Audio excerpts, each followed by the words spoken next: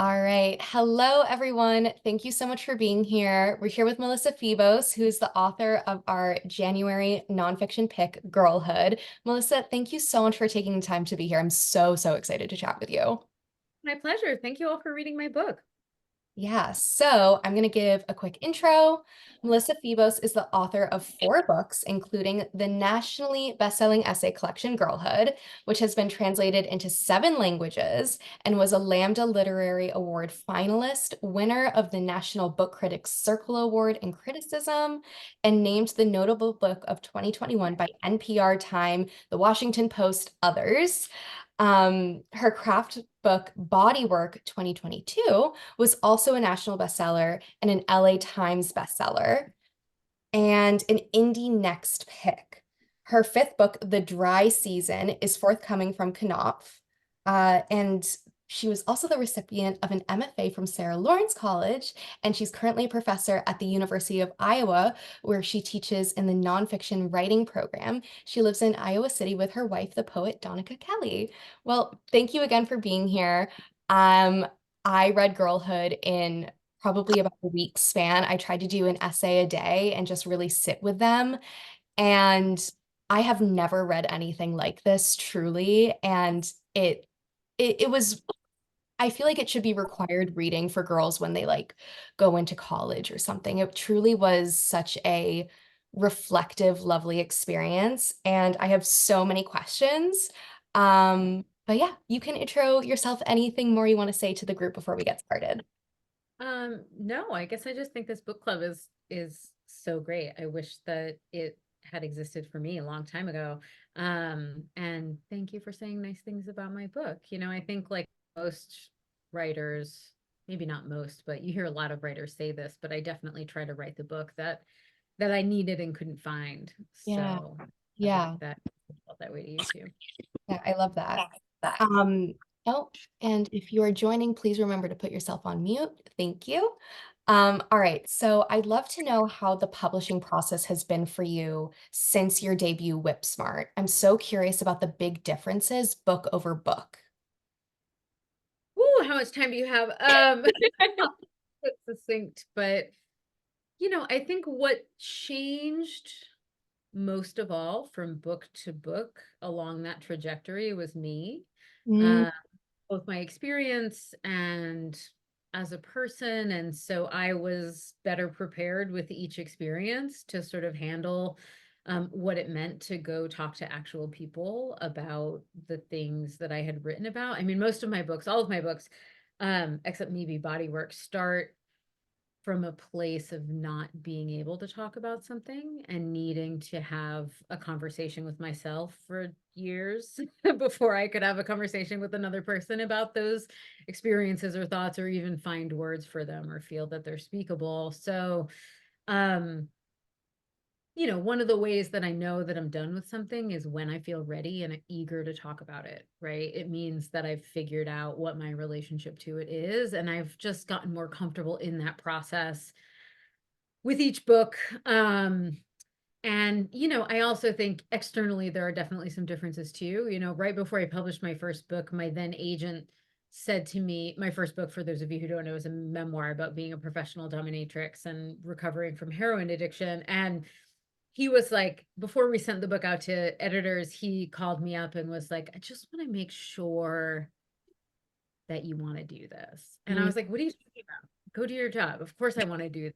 And I was, still in my 20s, and I don't know, I've always been kind of a compartmentalized thinker, which has served me in a lot of ways and also made me vulnerable in a lot of ways. And I had no idea what to imagine about publishing a book like that. And I think I vast, like many writers, I also really underestimated how um what the world outside of my little like um sapphic bubble was like, and little like queer feminist bubble was like. So um and I just don't think anybody's really prepared for what it's like to publish a memoir about something so personal, about which there's so much widely spread stigma. I just was sort of out there interacting with people like in the mainstream media, being asked like super offensive questions. But um I learned how to field that really, really quickly, you Yeah. know, and the cool part about writing books about really vulnerable stuff is that another side effect of writing a book about something is that I become really, really comfortable with it, and with my relationship to it. And so those interactions could be really awkward, but if I've done, if I've completed the process of the writing, I no longer have any shame about those topics. And so it's not about that. It's more just, oh, wow, people are wild.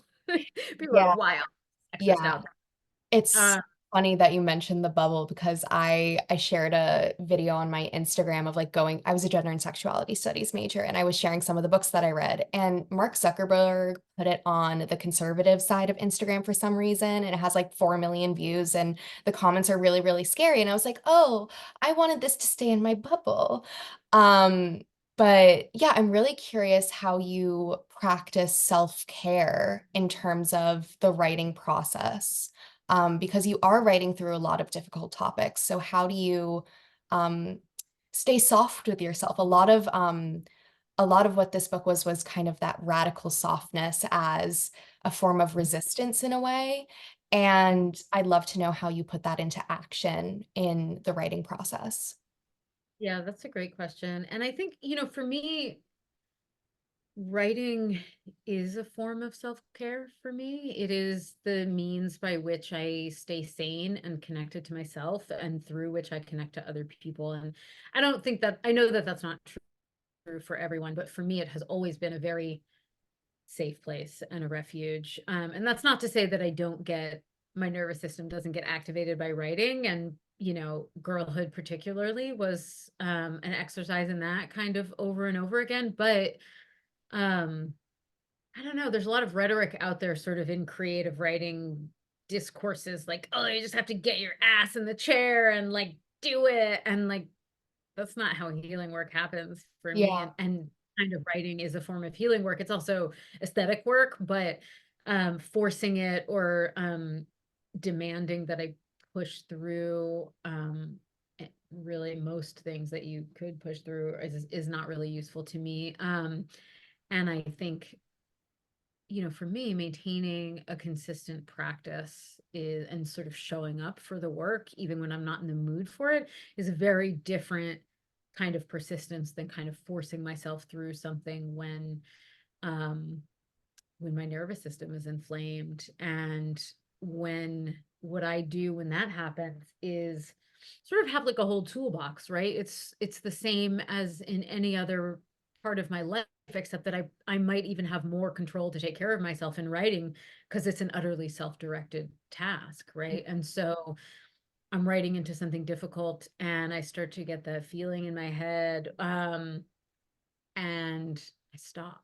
And maybe that is like the best form of care I can manage, because a lot of what I was writing about in Girlhood was experiences that I felt powerless to interrupt, right? And Mhm. I always interrupt myself writing. I mean, happily a lot of the time. But Happily. just sort of walking back through the diorama of that experience and getting overwhelmed and stepping away and reminding myself that I am an adult with resources and support, um, is, you know, it's that's the work of integration in many ways, right? It's like returning that young self, Yeah. letting her know that I'm here and I can take care of it and I'm in control now. And it's also a lot of hugs and a lot of snacks and a lot of like long walks. And maybe most important of all, just phone calls to other people who share my experience, to have a touchstone for remembering that it's a shared experience, it's a I common love experience. that. I love that notion that when you're writing about something difficult, you can remove yourself from it where you couldn't when the experience originally happened. That's a really wonderful way to look at it. No, especially in the last essay, Les Calanques, you write a lot about routine and the little things each day that you do that make you feel like yourself, like calling friends and calling or going for walks and exercising. And one of the things that you talked about was journaling. And I've been a journaler since I was a child. And I'd love to know how journaling influences your formal writing process and how you see it fitting into that practice. Like, and also the differentiation between the two. Like, when are you writing and then when are you journaling, or are they one and the same? Yeah. Oh, they're definitely not one and the same. I have been a diary keeper for my whole life, partly because I was so secretive as a kid. And I think being secretive is usually a symptom of not feeling safe, right? Or not feeling worth risking exposure. And so writing was the place where I could say things that I couldn't say to other people. I was a kid who was I was just managing people all the time as a kid. I was a very adult child. And and so journaling was the place where I kind of put everything, right? And it was all mixed up. Like in my notebooks as a kid, maybe they start off as diaries, but by the time I'm a teenager, they definitely segue into notebooks where there are rants and journal entries, and then there's also poems and there's story ideas and to-do lists and sort of I had everything notebooks for a long time. Now I don't have that so much. I think partly it's by virtue of the fact that I don't live in New York anymore and I I'm have not the everything notebooks. walking around like I just needed one notebook. I couldn't carry multiple notebooks. But here, I live in Iowa now, and so home is never longer than like 5 minutes away. So I keep most of my notebooks at home. And I guess this was always true too, that I've been doing morning pages, which started as like, cribbed from the artist's Yeah, way. Julia Cameron. Yeah. Yeah. I use it loosely the way she describes it, but sort of like a hybrid between that and like 12-step exercises in my own routine that's emerged over the year. I've been doing that, which means I write about 3 pages, like 2 to 4 pages in a composition notebook every single morning. First thing in the morning, I go get my coffee and I go sit in my office. Um, and that is it is the most distant journaling that I do from my official writing. It's really where I sort of I do a body scan, I do an emotional scan, I do a scan of the previous day, I sort of unload whatever it is I'm obsessing about, and I usually end with some like prayers, affirmations, intentions for the day. And there's like a weird kind of rigid order to all of that that I has love is that. just very self-soothing. And I think without that practice, I'm not a person who's like very intuitively connected to myself. I think by nature I seek um to be dissociated and estranged from myself because it felt very overwhelming as a kid to be the emotional, sensitive, like extremely observant Yeah. child that I was. And so detachment became a survival method. But of course, like most early survival methods, it now works against me a lot of the time. And so those are how I connect with it. Just ensures that I will connect with myself and take a look at how I feel at least once a day. And the way that those notebooks connect to my writing is that they are a daily archive of my obsessions that goes across 15 years. So one of the first things I do when I start a new project, whether it's an essay or a book, is I build a timeline. I actually draw a timeline, and I always use my morning page notebooks to figure out exactly in what order things happened or where a certain phenomenon started happening. So it is useful as a resource, the same way that someone else's archives would be useful as a resource, but it's the writing in there will never be revisited by anyone except Yeah, for no, me. and they shouldn't. No, that's yours. I love that. I might steal that format for my future morning pages. I love the idea of a body scan. Um, my therapist is calling me out currently for detachment and disassociation, Oh and God, they're always doing that, right? I'll be always like doing in some that. wonderful little discursive eddy of analysis, and she'll be like, "Excuse me, where are you feeling this in your body?" And And I'm I'm like, I like, don't know, go away. I'm "Talk paying about you, that." I'm paying you to validate me. No. We love Holly in this house. Um, so this book was originally published in 2021, I believe. And in 2023, this past year, I feel there was a massive resurgence of the word girlhood. When you Google the definition of words, it gives you the frequency of the term in books since like the 1800s. And right now it only goes up to 2019. And I feel like we're going to see a massive spike when more of that data populates in Google. I'm very excited to check back in like 3 years. Um, But this resurgent is thanks in part, I think, to the Barbie movie in particular, and myself included, like women are putting bows in their hair and wearing pink and buying calico critters and desperately seeking to reconnect with their younger selves. I personally recently put up a photo of myself at 4 years old on my bathroom mirror, and I'm like playing dress up, and I just look so happy in the photo. And I look at her every day when I get ready in the morning and I talk to her. And that's my kind of method of trying to reconnect with my girlhood. So all that to say, I'd love to know what you think of this kind of trend and also your thoughts on the Barbie movie and like the messaging of how it all connects to the messaging of your book in Girlhood.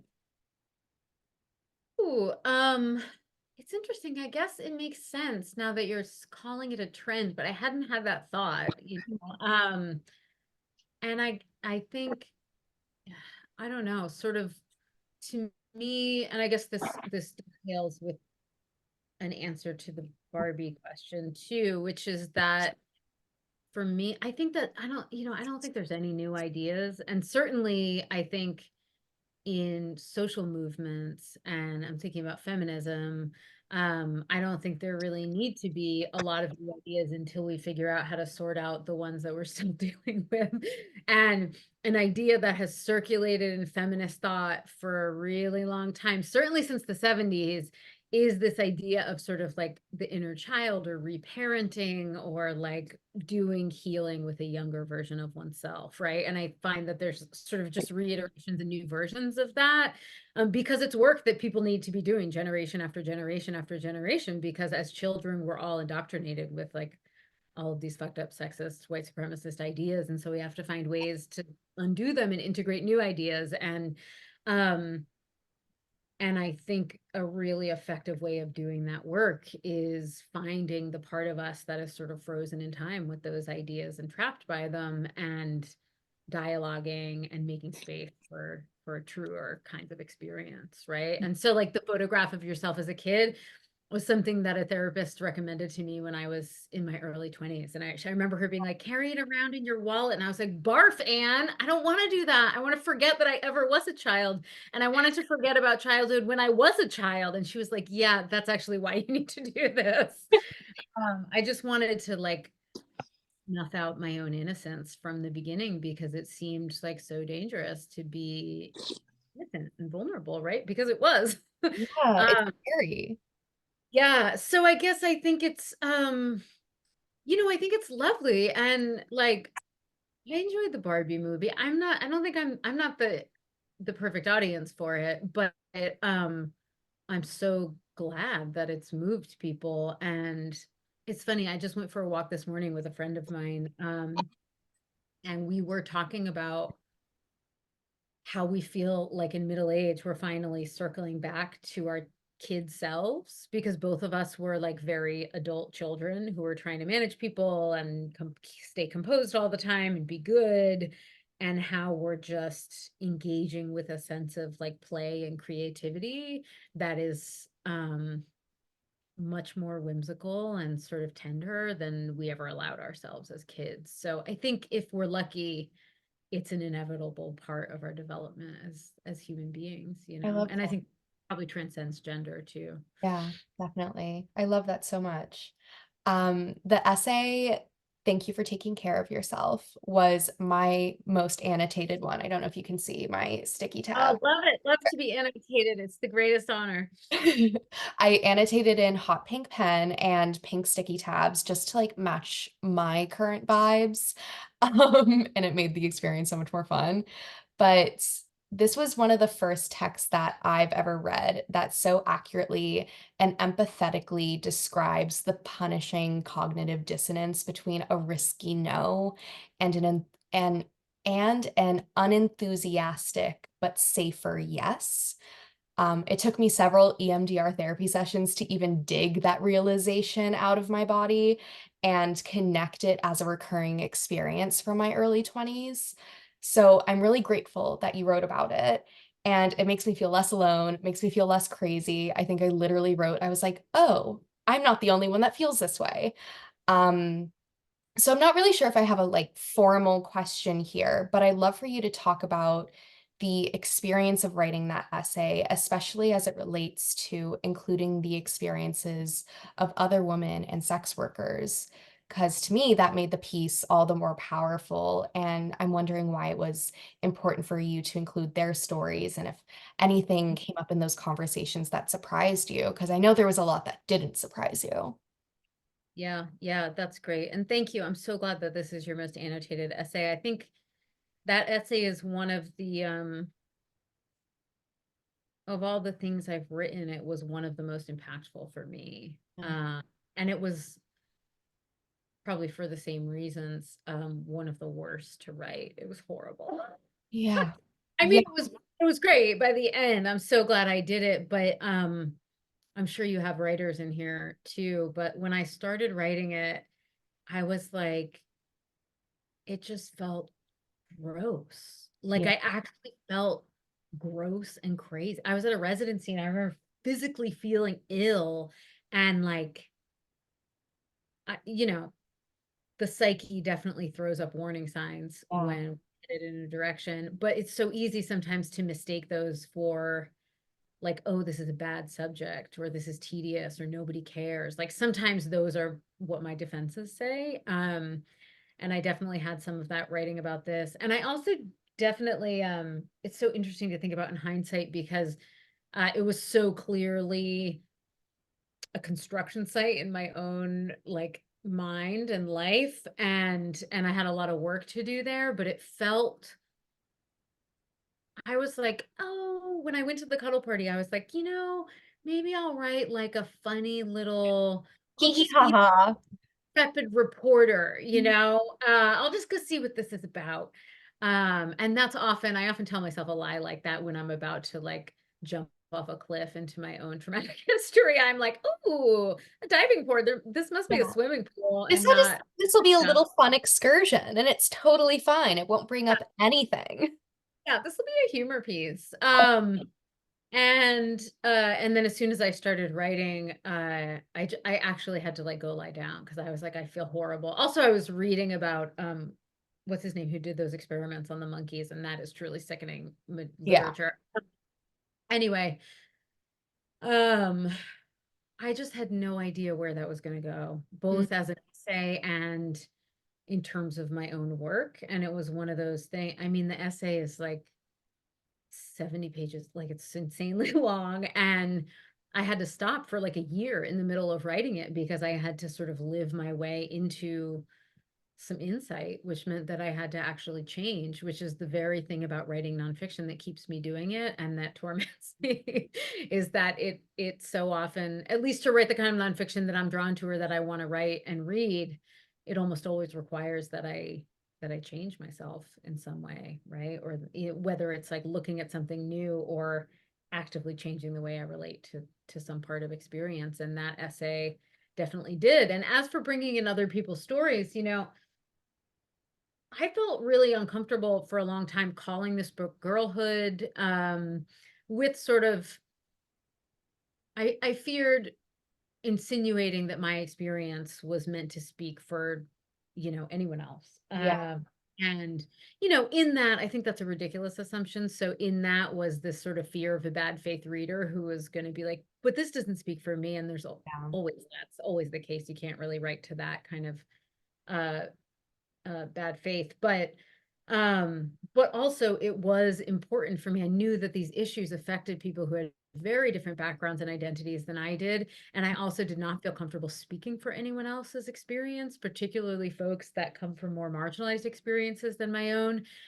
And so one of the impetuses for doing those interviews and bringing other voices into it is that I wanted to let other women speak for themselves or other former girls speak for themselves. And it was tricky because I'm not an investigative journalist. Like I didn't really know have a method for that. So I just did it kind of organically. And I think simultaneously I was having these reflections and sort of epiphanies about myself, about being like a 37-year-old feminist who couldn't say no to a stranger in a setting where it was encouraged, Yeah.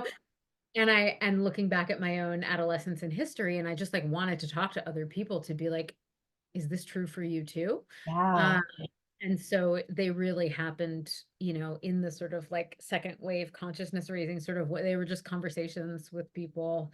Um, and there was a lot that surprised, and I think I wasn't surprised by a lot of it, but I was surprised by the extent to which every single person I spoke to had some relationship to it. And there were tons of people I interviewed, men I interviewed, that didn't make it into the book, and them too, everyone.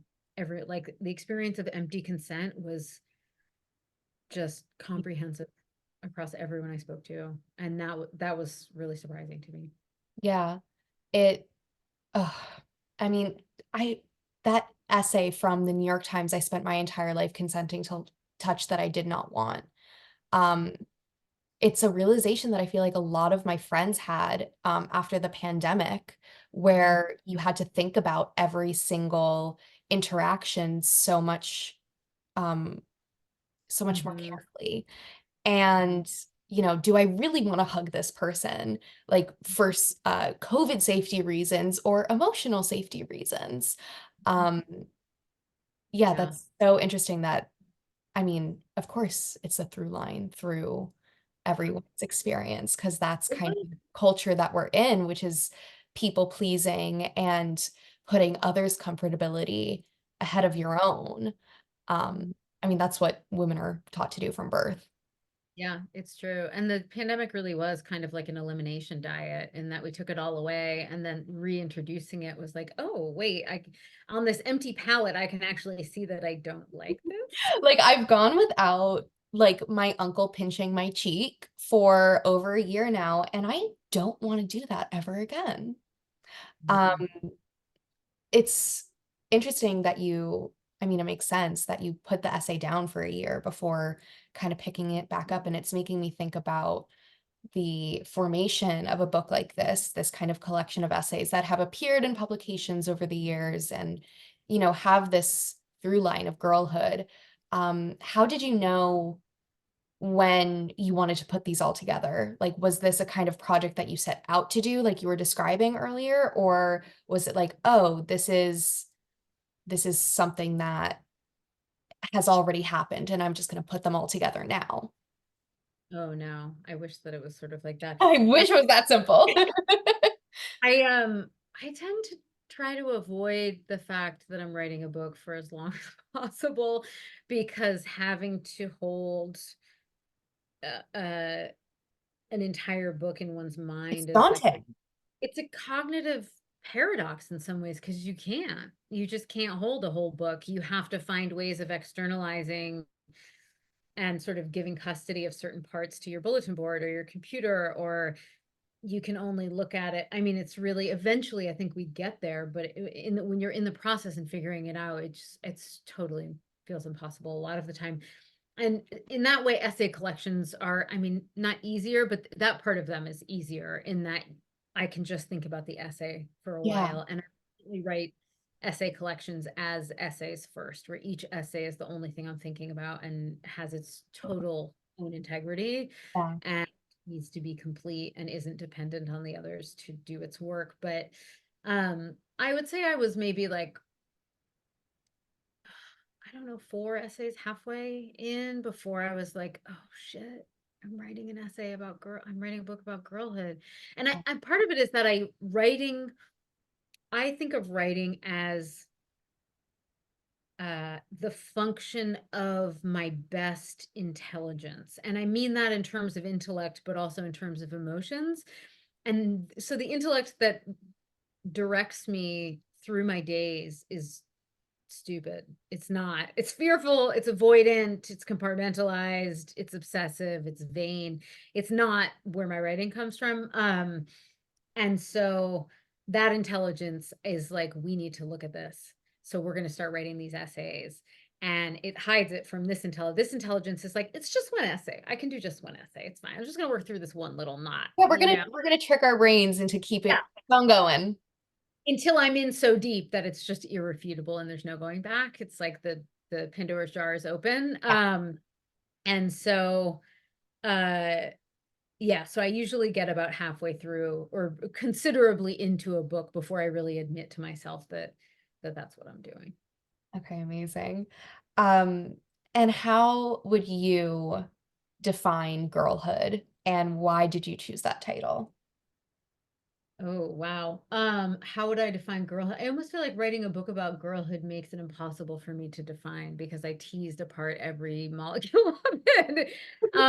Maybe just that girlhood is something that simultaneously only exists because it's a social construction. People put it on us, right? It's a story about gender, which is also a story about people's bodies and identities, you know?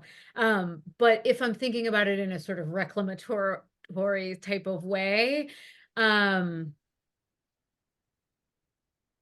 then I almost think of it as like a kind of degendered experience where it's like find like in terms of what you were saying earlier about sort of reclaiming childhood, like when I think about girlhood and the word now, like before I wrote the book, I think it was sort of like an ew feeling or like that does not identify any part of my experience because it was the external story of girlhood.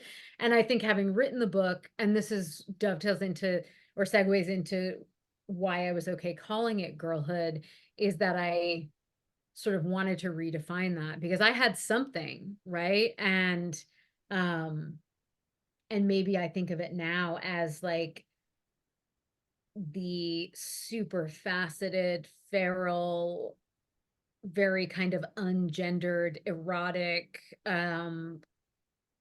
like innocent experience that I actually did have, right? Which is for which there is no cultural story about that kind of childhood. And I think everyone has one or has the potential to have one, Yeah. right? And I think with the title, my agent was like Girlhood. It was just a provisional title. And he was like, no, we need to keep the title. And I was like, You're like, why? or no. And he was like, no, but don't you see people are gonna look at it and be like, girlhood. I have a fraught relationship to that. I had one of those. What's this? And then they're going to open it up and they're going to find like something else, like a much truer thing. And I was like, I actually do like the idea of that. It's almost like a trap, or Yeah. not a trap, but it's like Like this is a, gonna be a cute little fun novel about like what like girly yeah, experiences when sort you're of young. like, And it's like, yeah, let your murky yeah. instincts lead you into the sewer. And then, it's like, Ah. This is a tangent. I didn't write this down in like my Word doc. Do you know the Taylor Swift song Would Have, Could Have, Should Have? I do. And Mhm. Give Me Back My Girlhood, It Was Mine First. Mhm. That, so when I listened to that for the first time, and I'm a big Swiftie, just like for background, like I'm obsessed with her, have been since I was a child. I like let out a guttural scream when I heard that line for the first time. Um, yeah, and I'm just putting now like that together that that word is so charged for Mhm. people right now. And she wrote that in 2023, year of the Barbie movie. So, Mhm. well, she Mhm. didn't write it then. She re-recorded it and released it then. But anyways, side note. Oh no, that was midnight, so it wasn't a re-record. It's Delulu hours. Okay. Final questions, and then we can get to the rapid fire round. And for those in who are here watching, you should be able to message the chat. Yeah, you can message the meeting group chat. And if you have any questions for Melissa, we will ask them at the end if we have time. Okay. Is there a reaction from a reader that has stood out to you? Oh my God. So many. I mean, I feel almost like I have gotten so many from like I think a very outsized number of letters from readers based on my book sales from the beginning. And I wrote these books because I needed them. And part of the reason I needed to write them is because when the events that I wrote about were happening, they felt so singular and so private. And I was terrified that I was alone in the ways that I felt while they were happening. And I got immediate feedback from readers that that was not the case. I mean, even my first book, people wrote to me and they were like, well, I definitely was never a professional dominatrix, but everything else about this, all of the inside stuff I understand. Like Yeah. I lived coming from like people of all genders and backgrounds and everything. And um so I know that's not maybe a very satisfying answer, but it's just shocking to me. I get emails and messages from people like every single day, and it still just feels so shocking to me. I felt like I was the only one when I was a kid, and there's no way I could ever believe that now. Specificity is universality in writing. Yeah. It really is. Can you tell us anything about the dry season? I'm so excited to learn more about it. Yeah, so the dry season, I just handed in my edits, so it is on the way. And I think it's coming out in May of 25. Mhm. So publishing is slow. Um, but and I think they want it to be far away from the election as possible. So yeah, so a year from the spring it'll be out. And in some ways it's like I guess all my books are sequels to each other, but in some ways it definitely makes sense that it goes in the order that it goes, particularly like Abandon Me, which is a book about a very crazy relationship I had. Um, and then Girlhood, and particularly the Cuddle Party essay, just sort of all of that stuff around love and consent and sex and identity. Um, After I basically had a super ravaging relationship that I wrote about in Abandon Me, my second book. And after that relationship ended, um, I took a year intentionally celibate, and it was the best year of my life. Yeah. Um, Up Yeah, until that you point. wrote about that a little bit in Girlhood, and that I was, did, yeah, Wild yeah, America. yeah. And the dry season was actually supposed to be an essay in girlhood, but it took root so fast and grew so Oh, fast that I was like, I need to transplant this. It's not going to fit in here. yeah. Um, and the last thing I'll say about it is that it was really fun to write. And it's sort of, I mean, it's intense in some ways, but it's different from my other books in that it's less, it's funny. Like I'm a cool in my life, but my work has always been very serious because that's where I save all the serious stuff for. And I think I worked through enough of it that I had a little space where like, I think through some serious stuff, but I also it's like self-deprecating and fun and a I bit of a thought there were moments in Girlhood where I was like thank cackling. you. I mean, I have a very dark sense of humor, trauma. So yeah, whenever Uh, I annotate and I laugh, I write LOL, and I definitely annotated LOL several times just for the record. I'm so glad. Yeah, I think so too. I think actually thank you for taking care of yourself. There are some funny parts and Yeah. I'm glad you had that experience. Okay, amazing. So we're on to the rapid fire round. All right, short questions, short answers, but if you want to go on a tangent, go for it. Okay. All right. What are you currently reading? Oh, I just started reading Liz Moore's new book. I have a galley of it. It's called like God of the Woods, or I read mysteries. I read literary mysteries every single night before I go to bed. So I'm reading mysteries and Flynn Barry's new book too. What is your favorite literary mystery that you think that we should read? Under the Harrow by Flynn Barry. Okay, noted. Taking notes.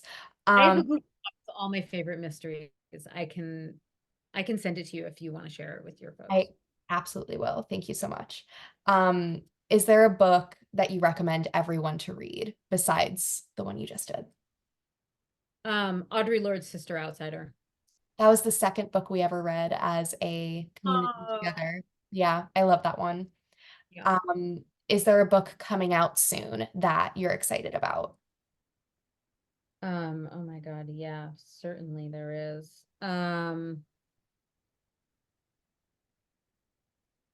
Oh my God, I have like stacks and hold on, let me just turn around. I literally have Yeah, no, stacks of do it. before coming out.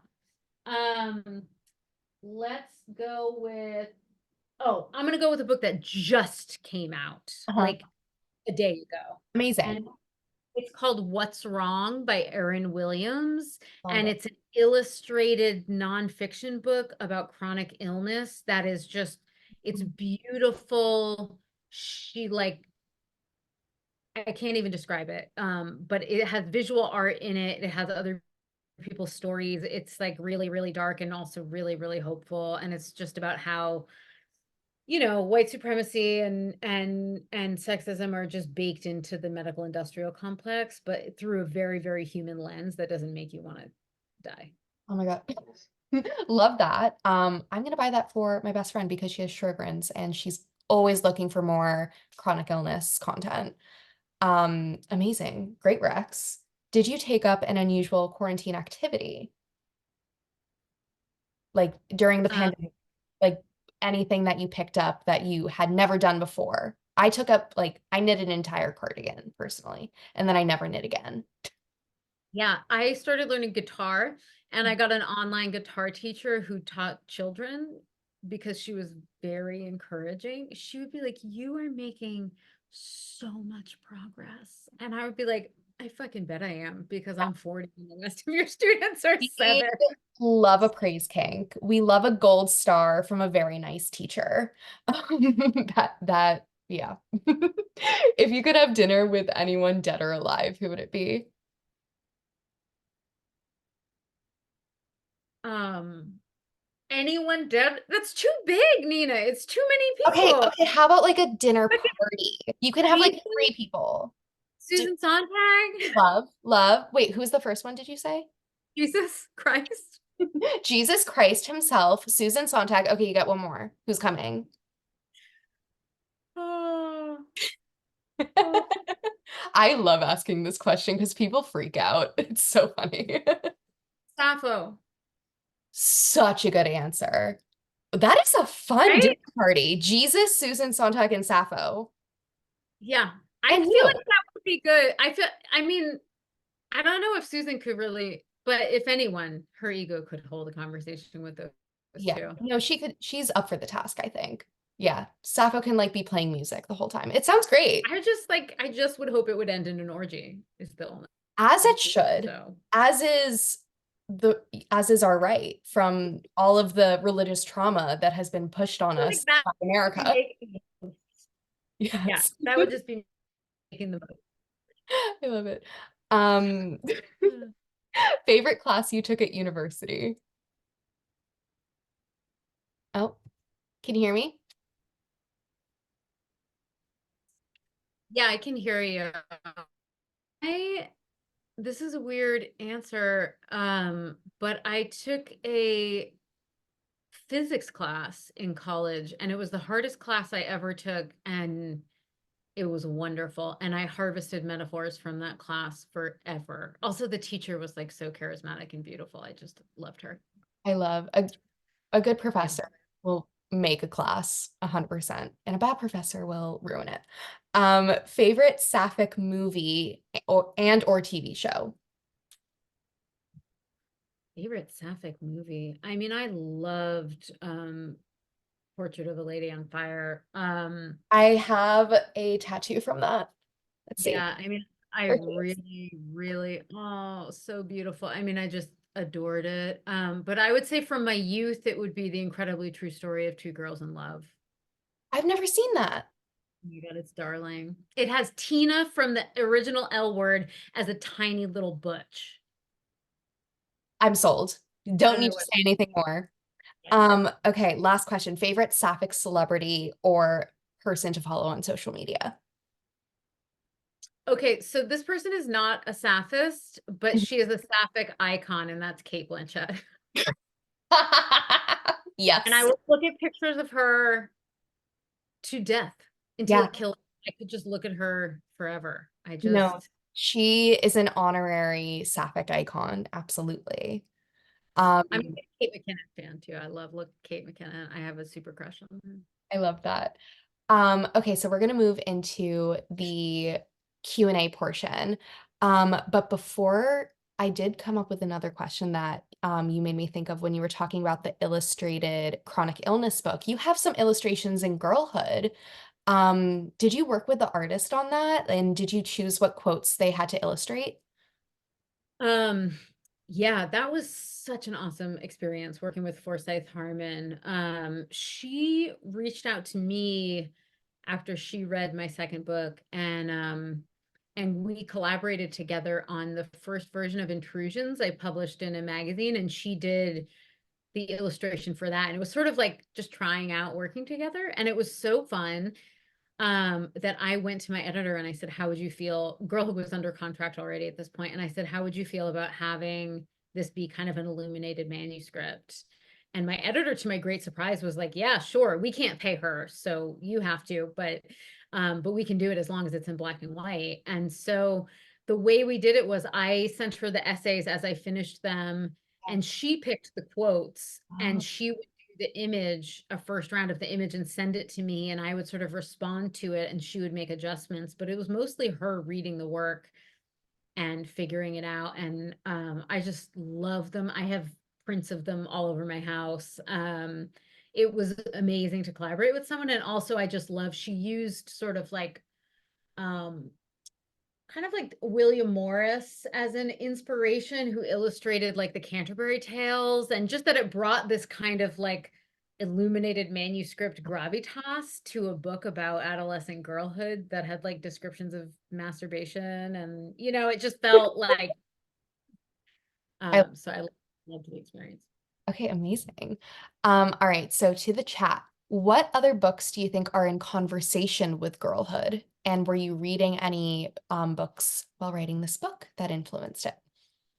Oh yeah. I mean, I consider all of my work to be in conversation with all feminist literature. Like there's nothing I'm doing that's new. I'm just sort of framing it through my own experience and the times in which I'm living.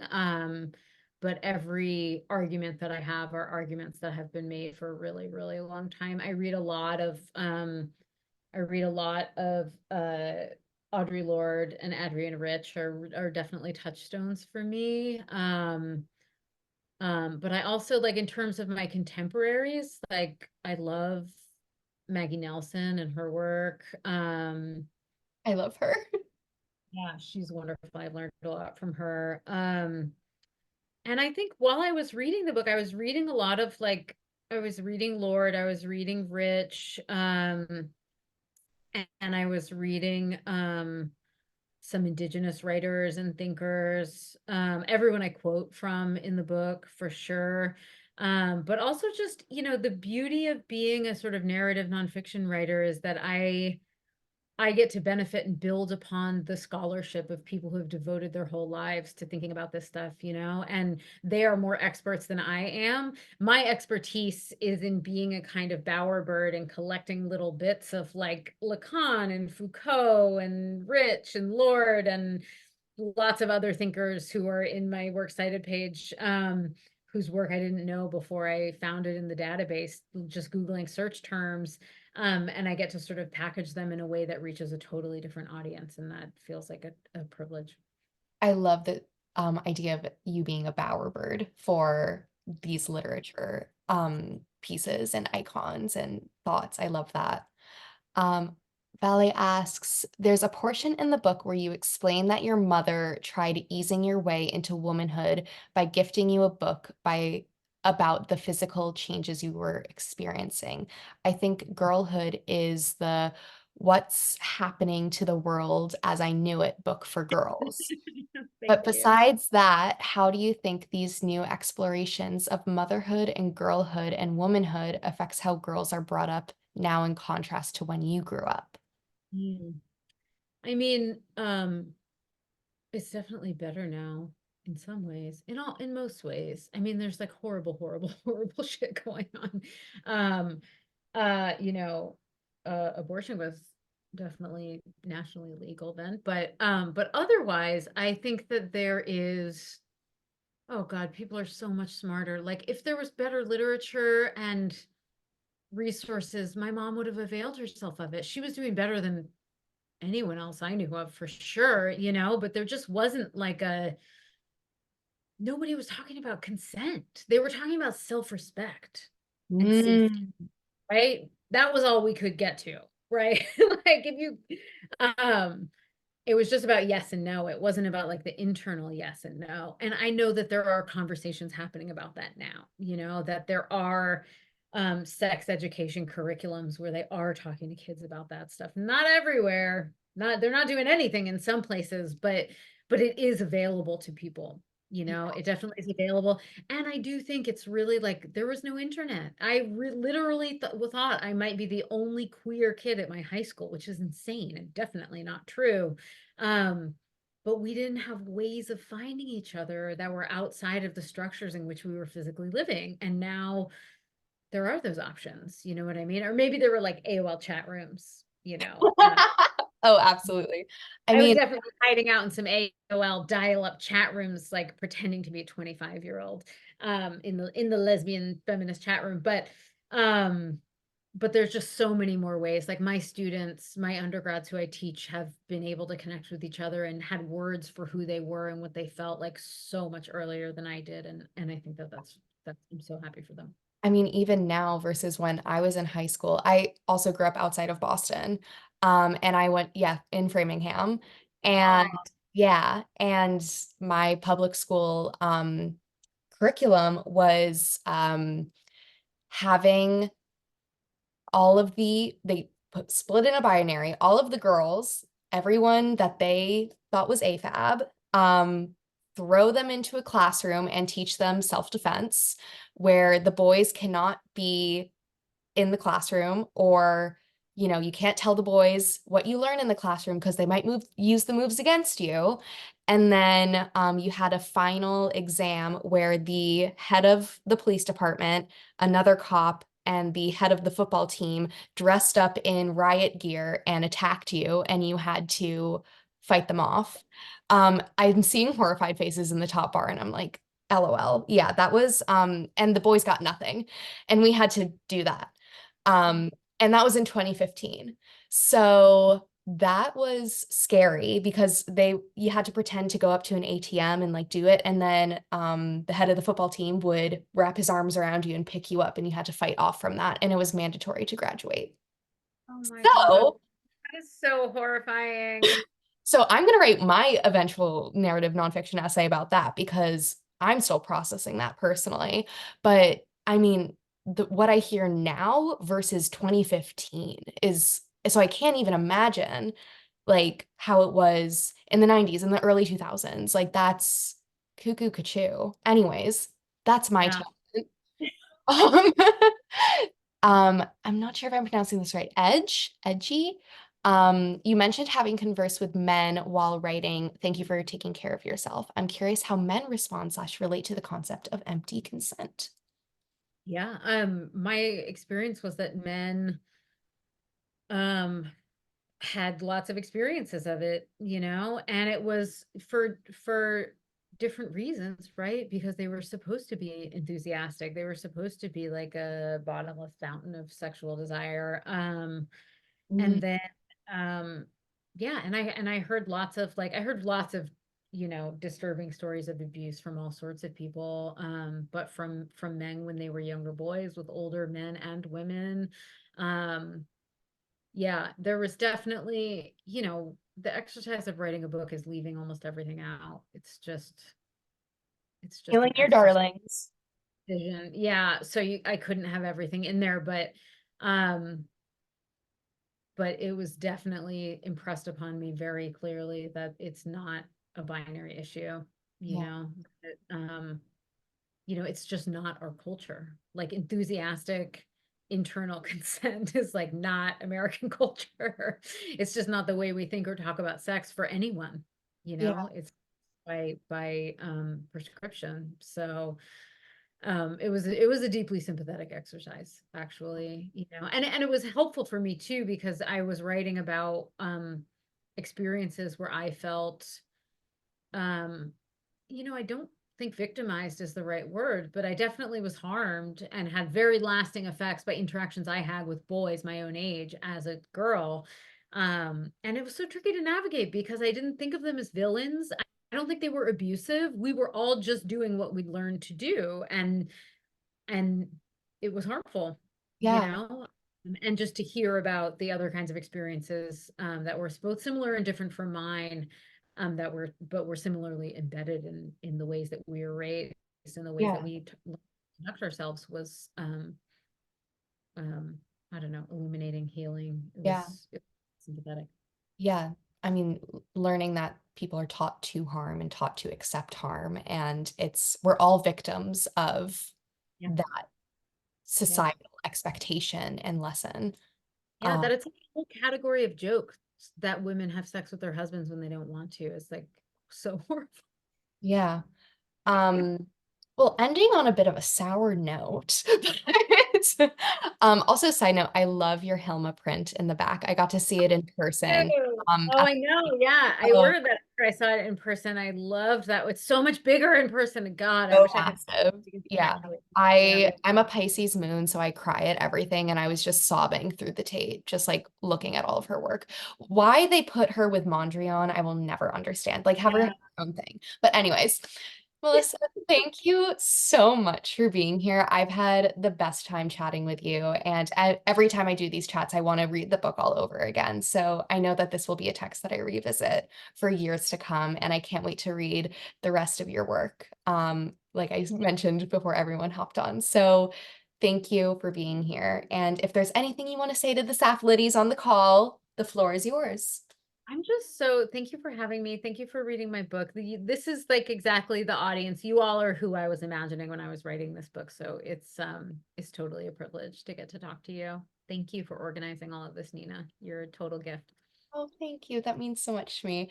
All right, Sapph-Liddies, let's go girl out in the chat and just can't wait to hear what you thought of the interview and can't wait to meet you on Zoom on Sunday to chat through the book, just us. So, Melissa, have a wonderful rest of your evening. And yeah, thank you. Thank All right, bye, everyone.